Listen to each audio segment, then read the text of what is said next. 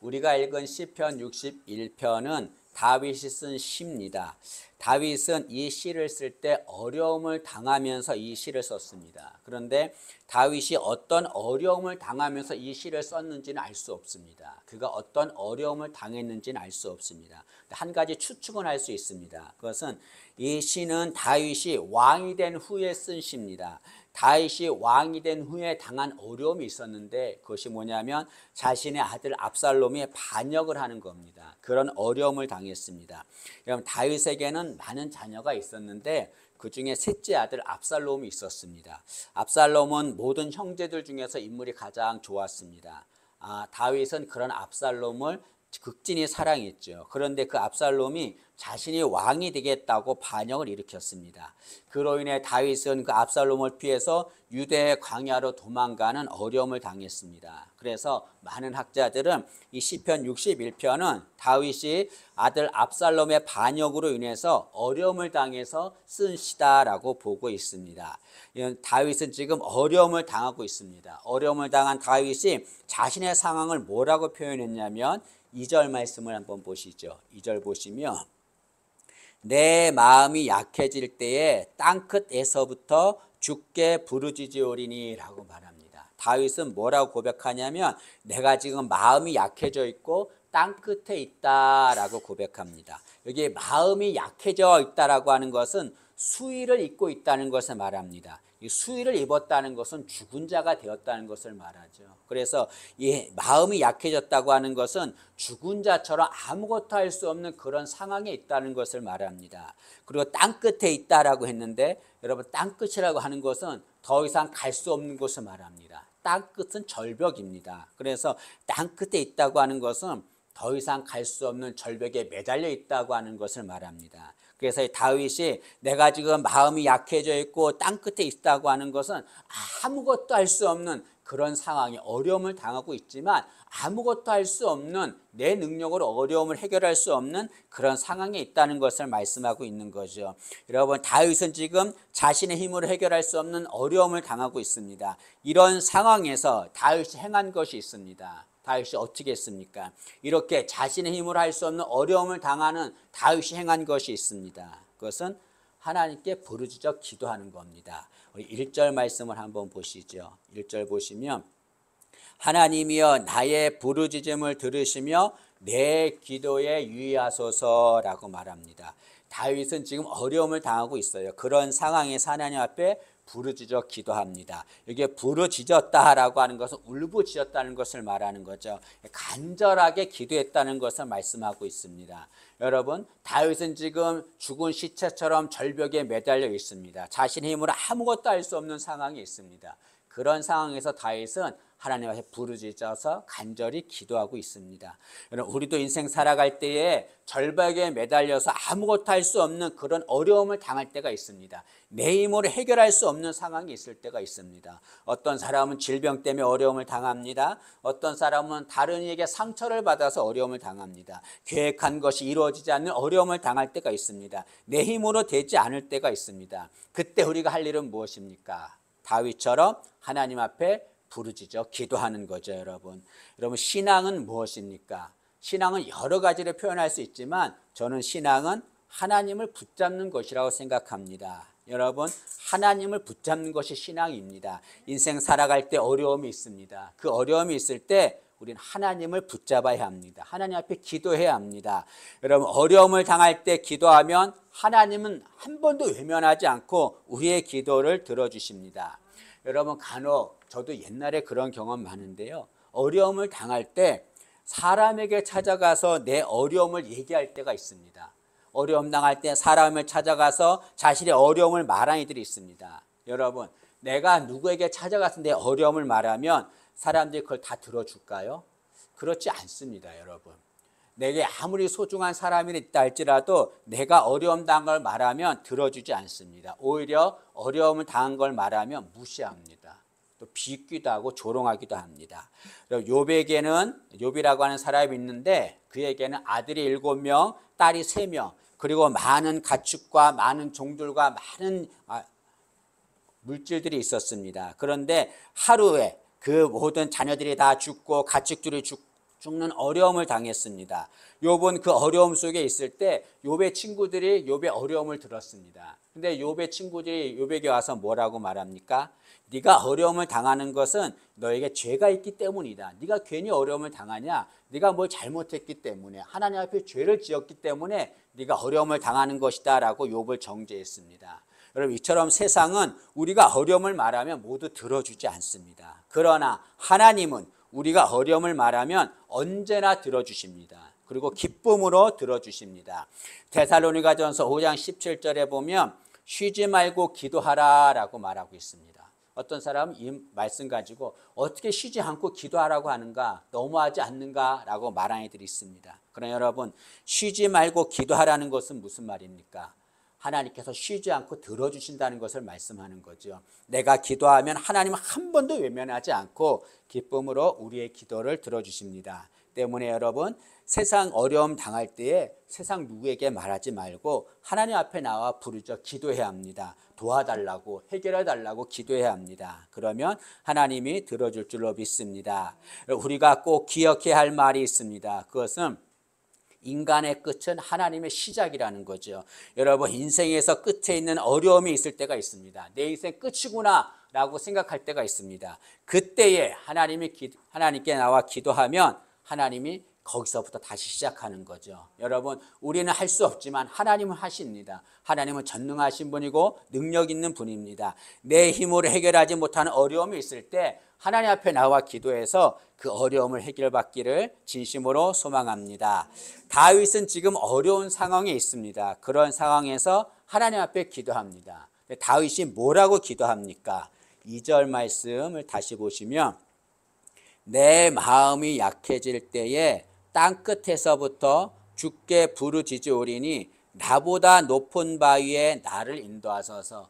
다윗은 지금 어려운 상황에 있는데 하나님 앞에 뭐라고 기도하냐면 나보다 높은 바위에 나를 인도해 주세요 라고 기도합니다. 여러분, 이상하잖아요. 하나님 도와주세요, 해결해 주세요 이렇게 해야 될 텐데 다윗은 나보다 높은 바위에 나를 인도해 주세요 라고 기도하고 있습니다. 여러분, 다윗보다 높은 바위가 무엇입니까? 그 바위가 무엇이기에 다윗은 그곳으로 인도해 달라라고 기도합니까? 여기 다윗이 나보다 높은 바위라고 할 때 나보다 높은 바위는 하나님을 말합니다. 여러분, 성경에서 바위, 반석이죠. 반석은 하나님을 의미합니다. 우리 62편 시편 62편 2절 말씀을 한번 보시죠. 시편 62편 2절 보시면 오직 그만이 하나님만이 나의 반석이시오 라고 말합니다. 6절 말씀도 보시면 오직 그만이 하나님만이 나의 반석이시오 라고 말합니다. 성경에서 반석은 하나님을 말합니다. 이스라엘 백성들이 광야길을 가는데요, 40년 갔잖아요. 광야에서 목이 마를 때 하나님 물을 주셨습니다. 어디에서 물을 주셨냐면 반석에서 생수가 나오게 하셨습니다. 이것은 하나님께서 이스라엘 백성들에게 생수를 주셨다는 것을 말하는 거죠. 이스라엘 백성들에게 나온 그 반석, 생수가 나온 그 반석은 하나님을 의미합니다. 그래서 여러분, 이 다윗이 지금 나보다 높은 바위에 나를 인도해 주세요 라고 하는 것은 하나님께 인도해 주세요 라고 기도하는 겁니다. 다윗은 지금 어려운 상황에 있는데 하나님, 나를 하나님께 인도해 주세요 라고 기도하고 있습니다.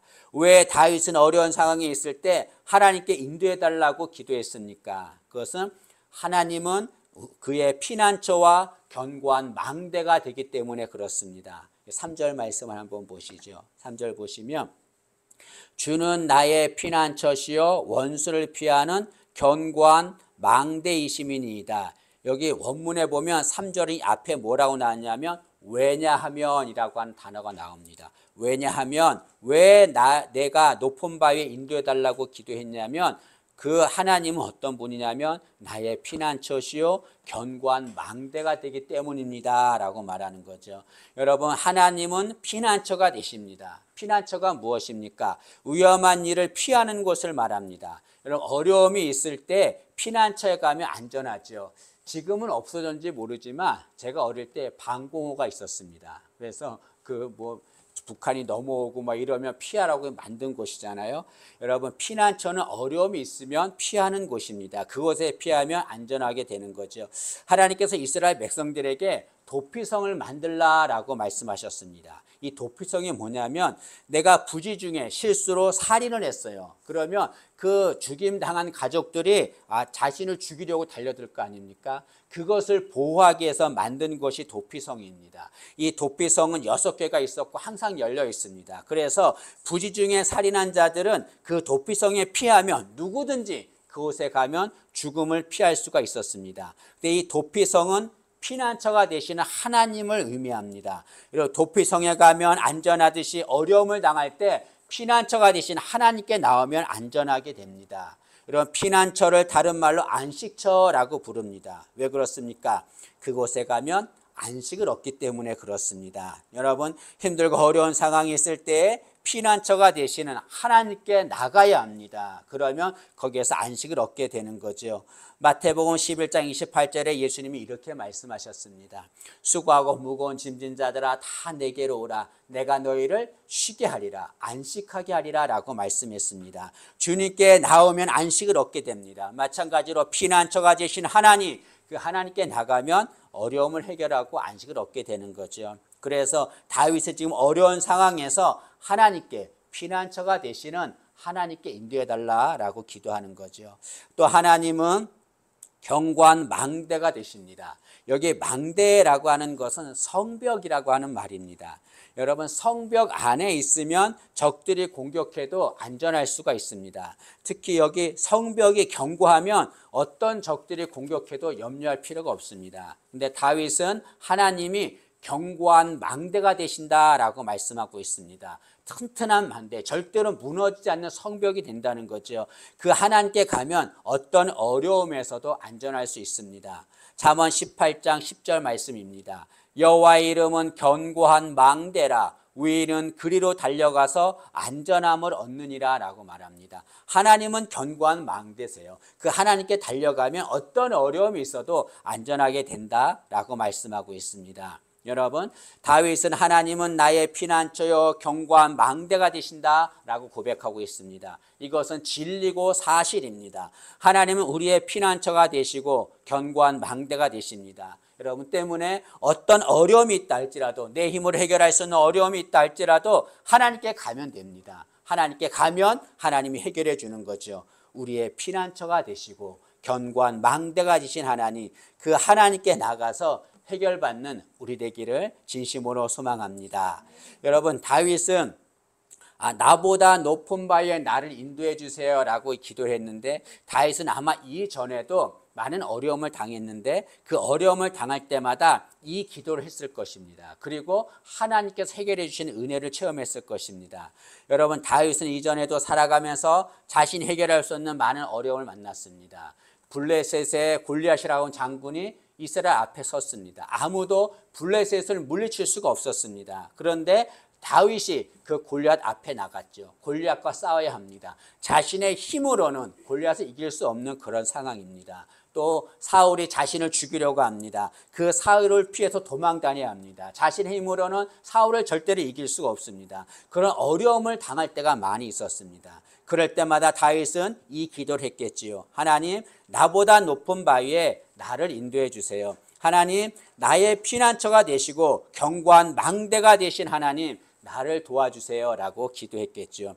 하나님은 다윗이 기도를 하면 그의 어려움을 해결해 주었습니다. 골리앗 앞에 섰을 때 하나님은 그를 도와주었습니다. 돌멩이 하나로 골리앗을 물리쳤습니다. 사울이 죽이려고 할 때에 그 사울을 물리쳐 주시고 다윗을 이스라엘의 왕으로 세워주셨습니다. 지금도 그 하나님은 살아계십니다. 내 힘으로 해결할 수 없을 때에 하나님, 나보다 높은 바에 나를 인도해 주세요. 나의 피난처가 되시고 견고한 망대가 되신 하나님, 나를 도와주세요. 그렇게 기도해야 합니다. 그럴 때 하나님이 우리의 모든 문제를 해결해 줄 줄로 믿습니다.